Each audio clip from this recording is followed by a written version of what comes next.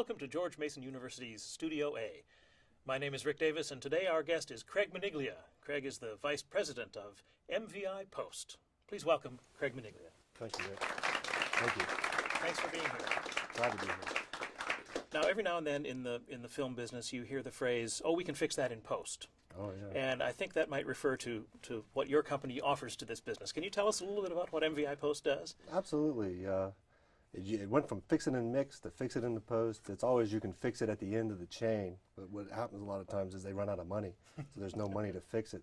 There's always money to redo it, but never enough money to do it right. But going to what we do is we primarily are a post-production / production company, and a whole gamut of things from editing to audio to graphics to production to shooting. We have 30 employees that range from director of photography to writers to people that just do Blu-ray authoring. It's a whole gamut of everything you can possibly do in this industry. We do at least one of, if not a couple more, in that genre. So I guess it's a multimedia, multitasking. Really a full-service Total film production script to and post-production company. Script to screen, any part, any of. If you want us to write, we'll write. If you want us to do the whole thing, we'll do the whole thing. If you want us to mix, we'll mix. We'll dub. It doesn't really matter, to make any difference to us. And the us in this case is really a family of film professionals. MVI Post is really a family business. Can you talk about that, how that works? Well, absolutely. It has good days and bad days, like you do at home. But primarily our family is a unique family because we all do sort of different things. And as Cain and Abel, we have my father who makes sure that everything works right. We're both right when we're in the office individually, and then he's right when we're there together. Yep. But the way it kind of works is I grew up in this business. When I was as early as first grade, I was trekking down to M Street downtown and cutting dailies together and doing matching of negative, and my dad always looked for child labor and free work. No, I'm just kidding. But it was one of these things where keep him off the street was the motto, and my brother and I kind of grew up in this. And the client would come, we'd go to the basement, and the client would leave, and we'd be up there, doing whatever it is. It was just a lot of fun. So don't let the client don't see let the the kids client see working the kid working on the program because they won't like it. Right. And as time went by, we learned a lot, and we were always in it, and didn't always know I was going to be in the family business, but knew that it was something I was going to do one way or the other. Now, you attended George Mason University, graduated from here in 1985. Yes, I did. Did you think at that time that you would end up in a management executive position in a film company? Well, I had hoped that I'd still be in film when I left here. It was back in the early 80s was a big transition between film and video. And the company that I was growing up in was a film business. It was called 35/16, 35 millimeter, 16 millimeter. So the advent of video coming in the early 80s was quite daunting, and I happened to be learning a little bit of it as we made the transition professionally in our studios. So I had an advantage doing that, working there and going to school here and learning all the way along. But to say that I was going to be in a management role, I still don't believe I am a manager, although I have to, as I said earlier, pick Blue Cross Blue Shield or Aetna. Is it going to be a $500 deductible, $1,000? But I put people around me that are business people that can kind of say, here are the three choices. Which one do you want to pay for? And obviously we always go for the lowest one. Most bang for the buck. Right. But as the vice president of that company, you make those kind of executive decisions, but do you also still work with your hands dirty in the... Always. That's what I do first and foremost. I create soundtracks. I don't necessarily touch the faders anymore, but I'll go up and design one with one of our mixers. I will write a script. I will tweak a script. I will go up and design a whole composited opening with our compositors. And it's pretty much what I've found in life, and what you put in is what you get out. And if you put nothing in, you get nothing out. And the clients come there, I'd like to think, because of the quality, detail, and the attention that my family does put on theirs. We take it over as if they were our creations. And sometimes they are, but we take your project as if it was ours.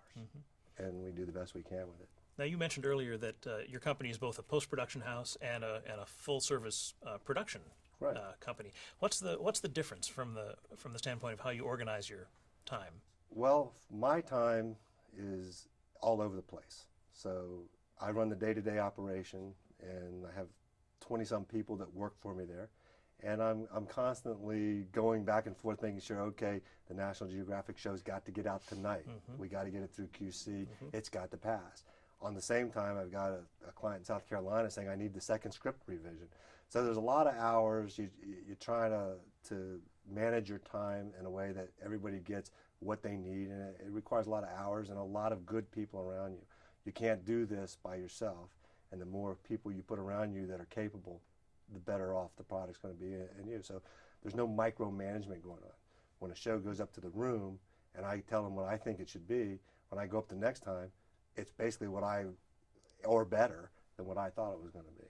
So when you're soliciting work for full production services, is that a more intensive sort of client development process? It's very creative. You have to go in with, it's a pitch. It's like, I don't want to liken it to like a sales job, but in essence, that's what it is. First, they have to be comfortable with you, your personality, and the fact that you can tell their story. And so it's a meet and greet, and then you should have done your research so you know basically why you're there, and you give a few ideas, but not the whole idea, and you kind of dance around and you look for reactions. You tell them a little bit, and you can tell by body language if that's something they want. If it's not, you switch gears and make sure you have a bunch of different options to go to, and then you're going to hit on one, and you'll see it, and then you elaborate. So it's a little bit of being almost on stage as a comedian. You work your audience, and then you go the way they want, and then you remember what you said when you go back and write the treatment. Right. Well, we have a fantastic reel of some of your production work, and we'd like to look at that for a little bit, and then we'll talk about some of the clips afterwards. Great. So let's take a look.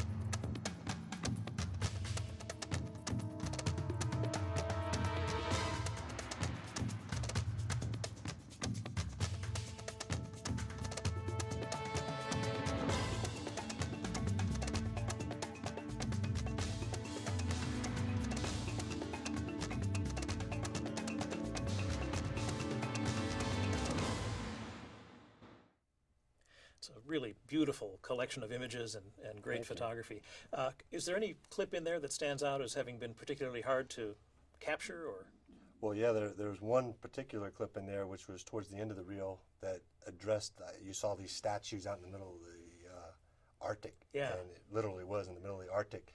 We were 60 degrees north of the North Pole in the Arctic Circle, and we went to a little town of Igloolik, got in snow sleds and snowmobiles, traveled for 2 days across the Arctic Ocean, frozen solid in a fjords pounding, on a show about polar bear, and it was actually depicting the extent of grandfather to grandson, father, all the way down, the right to hunt the polar bear. And it had a lot of interesting things that had to happen. Eating was almost impossible because Wow. everything was frozen. You had to break ice off to eat. The equipment doesn't work in that kind of temperature, so you had heater covers for the F900s. This was during the summer, as they call it up there. Well, yeah, it was in the summer, but it was still minus 45 degrees. The good thing is you had the magic hour, which is that twilight, dusk look from 10 to 3 in the morning. So you did your primary shooting in the middle of the night. So it was rough.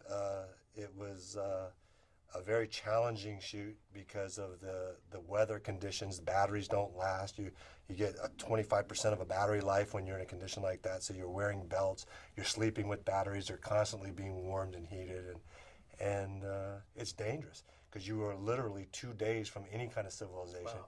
And possibly much more to get help. So it's not all clean indoor work in the in the film business. If it were, we probably wouldn't do it. That's right. Hey, we have some students here who have some wonderful questions for you, so let's turn to our audience. Great. Who'd like to ask the first question? Yeah. Hi, my name's Edward. I was just wondering, did you always think that you would work on the management side of production? Primarily, no. As a matter of fact, I thought that I would probably mix feature soundtracks when I was sitting where you were, and I thought that mixing was going to be the highlight of my life. This is what I wanted to do. I love creating, sound designing, and all this. And as time went on, I found that I had other talents, and the minutia of our company led me to where I am today. And everything I learned along the way made that possible to put me here. So to say management, as I said earlier, I don't consider myself management as I would if I worked for a bank. So it's kind of a good mix. So Great. Another question. Anywhere? Yeah. Hi, my name's Nate. What do you look for in an intern? well, it's Good interesting, question. Nate. That's a great question, and we've had several interns over the years, hundreds. And I look for someone that is not stuck in the box. I want someone to come in. I want someone to take the task and make it better, show me different ways to do things, be themselves, and be a go-getter. I don't want them to say, oh, I know how to use Final Cut, look what I can do. I want to give them something, and I want to look in and say, well, wow, you really took this to the next step without me having to ask you to do that. I want an intern who is motivated beyond just saying, well, I'm an editor, because you may be a color corrector and don't know it. You may be a writer. You may be a budget analyst. So I want someone who wants to come in and learn the business and have a direction, but not necessarily be stuck in it. Do we have time for another question? Anybody else? Yes. Hi, I'm Danny. I was just wondering, do you think the current economic crisis will affect the film and television industry? Absolutely. It's a tough question to answer in a very short amount of time, but clients now are hard to find. The money that used to be there is no longer there. So you're finding a lot of people that are doing it themselves. They're buying their Final Cut Pro, they're downloading their software, they're doing less high-end work to try to get the client what they need. And so it makes companies like ours have to really sharpen pencils and get it completely right for what they're looking for. And it's all become a budget item. On the reverse side of that, whenever you have an administration change, it's just the opposite, because they want to spend more money to isolate or show off their projects and their programs. For instance, Social Security Administration is one of our clients. For 8 years, we did nothing. We did 3 commercials for Social Security over 8 years. Now, we're looking at maybe doing 14 over the next 2 years. So, Yeah. You mentioned in talking to one of these questions about your work as a sound designer, engineer, mixer. So obviously you've trained your ear over the years and learned to appreciate great film sound. Are there any particular films that stand out to you as being particularly excellent examples? Well, sure, there's many, and I hate to even give one, but the one that I find that is the one I like the best, I guess I'll say, is Apocalypse Now. And it's an old film. Many of you maybe have never seen it, but the soundtrack in that is just phenomenal. And you don't really realize it the first time you watch it. You have to watch it over and over, and you just pick things out of how, oh my gosh, how did they do that? Saving Private Ryan, the beach scene. you know. But Apocalypse Now from start to end was a big one. Terminator 2. I mean, they just keep going. So, well, 2 out of those 3 films you mentioned are roughly speaking, war movies. Is there a particular genre that particularly appeals to you? Is that it? Or It would sound like it, doesn't it? There's 2 genres, all sound mixers like, and they're pretty obvious why. One is, well, maybe even 3 now, cartoon/gaming, making games, because you're designing something that's never been done. Okay, it's like a silent movie, and you get to put anything in, and anything you put in is correct. Okay, and then in war, it's very in your face. That's an explosion. That's a helicopter. Where it becomes really unique is it's not an explosion in a helicopter. It might be 15 tracks of layers to get that sound with rocks falling off to the side, a tank in the background, people screaming, and building that imagery. So you get a lot of that when you do a war, an old war, present day, Civil War, doesn't matter when, and cartooning. Yeah, I love your use of the word build. Reminds me of a musical score and how you're building layers of sound and the It's exactly the explosions same. are the same It's thing. exact. It's not just it's the whole soundtrack. Because while you're building that, to sneak a tension piece of music under that, the whole idea is to create what the director, producer, or the sound designer is trying to portray, and most of the time it's whatever is calling for in that scene. Now, sound is, of course, one key aspect of film. Color is another, and MVI Post has a thriving business in color correction or color enhancement, and we have a really cool-looking reel of color enhancement, as you call it. Let's take a look at that.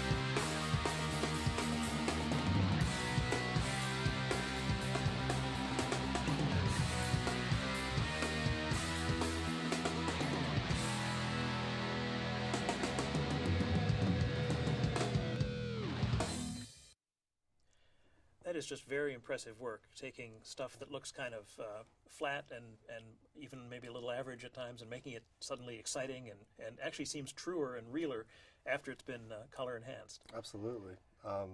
What you just saw there was done by our lead colorist there, Greg Connors, and that's part of his demo reel. And the object behind this particular reel is to convince producers and directors and editors that what you may be seeing in your edit session can look like this, and a lot of times you don't realize unless you see before and after.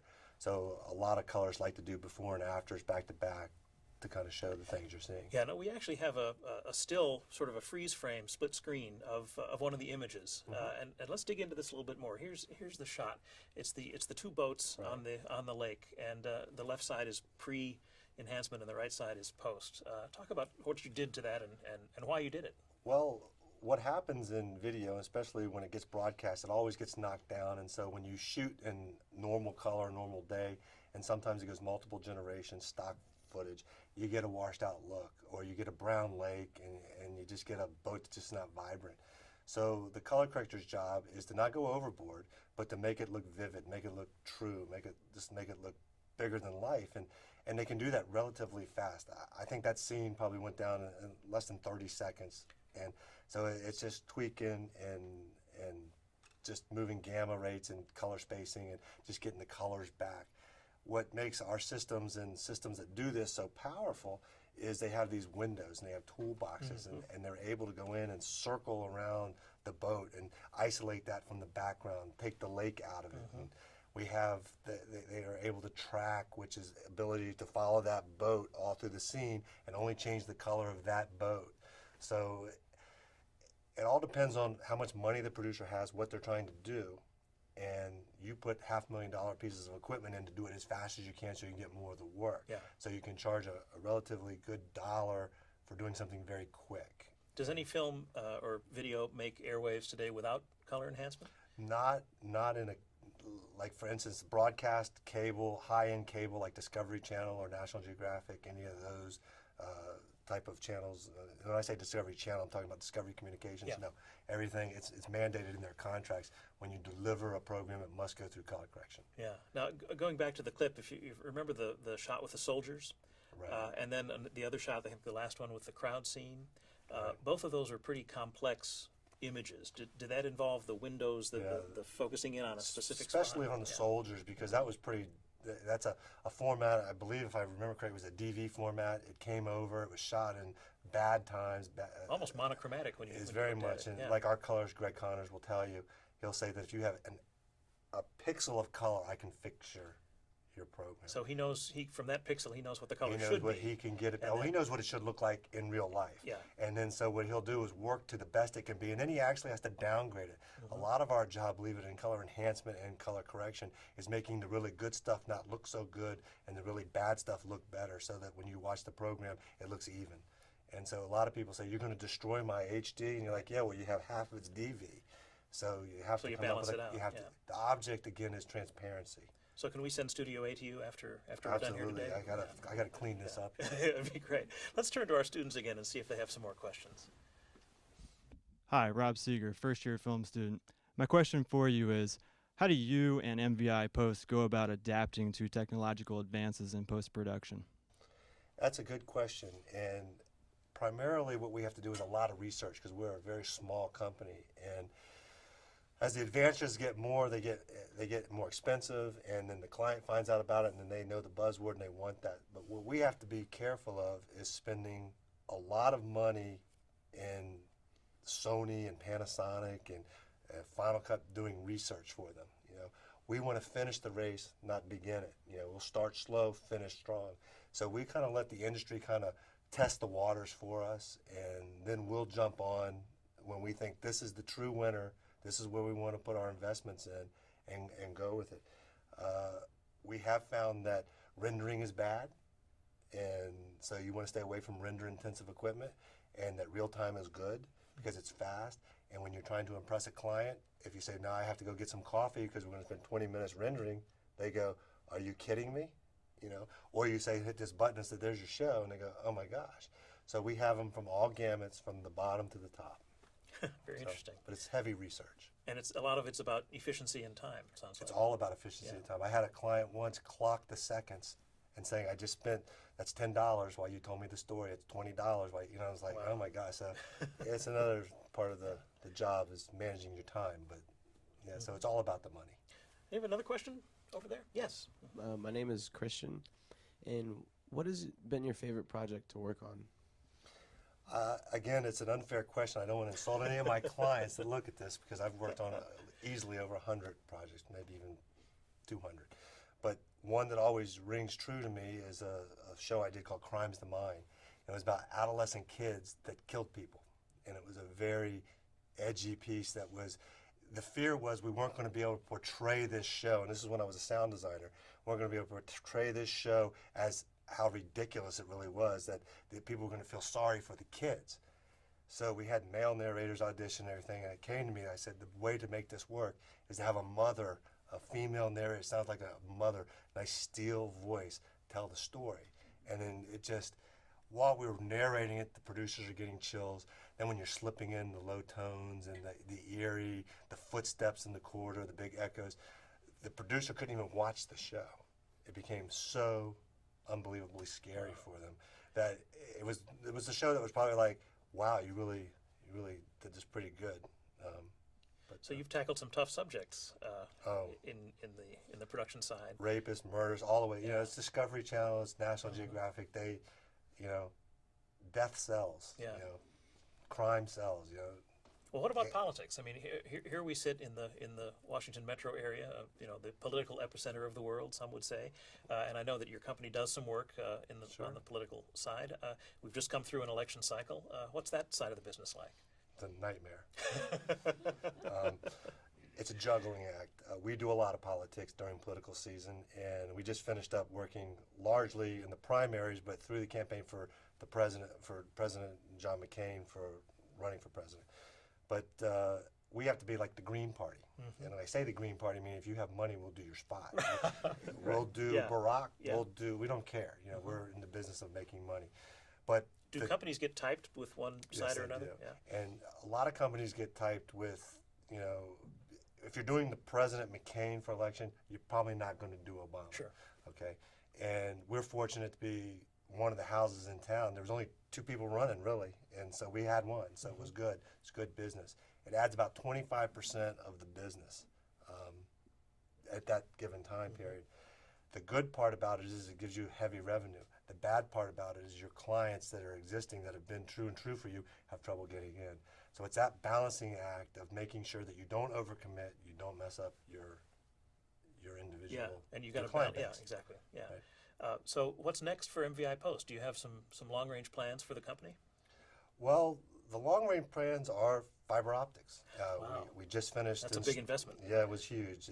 We just finished installing major pipelines into the building so that we can work coast by coastal, sending high-speed data streams of video and audio instantly across amazing bandwidth. It was a very huge investment for us, well into the thousands and thousands of dollars. And we're thinking that tape is gone, fiber optics is the way, hard drive, fiber optic, get it to the network. Very exciting. Well, Craig Maniglia, this has been terrific. I want to thank you for Thank you, joining Rick. us today in Studio A. Appreciate it. You've been watching Studio A. I'm Rick Davis. Thanks for watching.